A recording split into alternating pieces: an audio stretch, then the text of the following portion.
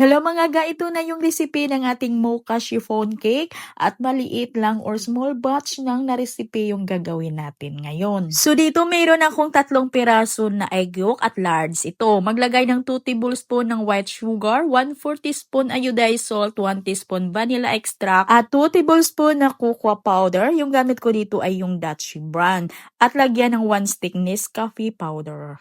Kailangan lang talaga mga ga na yung gagamitin natin dito na cocoa powder ay yung high quality na brand para masarap talaga yung ating mga mocha chiffon. Lagyan ng 1/4 cup evaporated milk at 3 tablespoon na mantika and then haluin muna yan natin. At pag tunaw na yung ating mga dry ingredients, saka na tayo maglagay ng 3/4 cup na cake flour at 1/2 teaspoon na baking powder. At haluin ko muna ito para matansya ko kung ilang measurements na tubig yung ilagay ko dito. Kaya ito maglagay ako ng 2 tablespoon na tubig. Haluin lang ng mabuti until kuminis yung mixture natin at isit aside lang muna. Dito naman tayo sa ating egg whites or yung ating mirang. So dito mayroon tayong 3 peraso ng egg whites at mula din ito sa large na itlog. Wala akong cream of tartar ngayon kaya naglagay ako dito ng 1/4 teaspoon ng baking powder. At unti-unti lang ilagay yung 1/3 cup na white sugar. Paunti-unti lang talaga yung paglagay hanggang sa maubos yung asukal natin. Tips mga ga, para maganda talaga yung alsa ng ating egg whites, kailangan yung ating egg whites ay hindi yan mahaluan ng kahit maliit na egg yolk.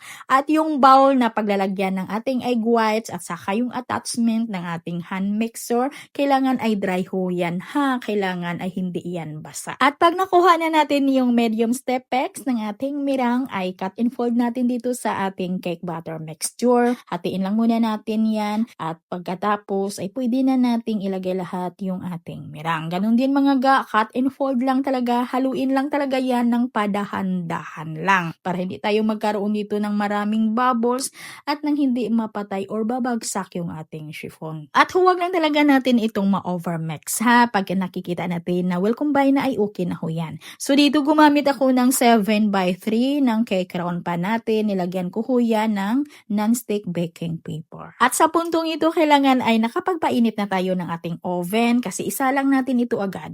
At ito na nga mga ga, naluto ko ito sa loob ng 35 minutes sa may 160 degrees Celsius yung temperature ng aking oven. Pero ang time baking talaga at yung temperature ay kakadepende talaga yan sa gamit natin na oven. At kahit medyo mainit pa ito, na yung pwede ko lang mahawakan ay tinaob ko na yan. At kung wala kayong oven ay pwede ninyo itong lutuin sa inyong mga kaldero. Kung sa mga kaldero ninyo ito lulutuin ay mahina lang yung apoy ng inyong kalan at huwag lang bukas na bukas yung inyong kaldero habang hindi natapos yung inyong sinisit na time.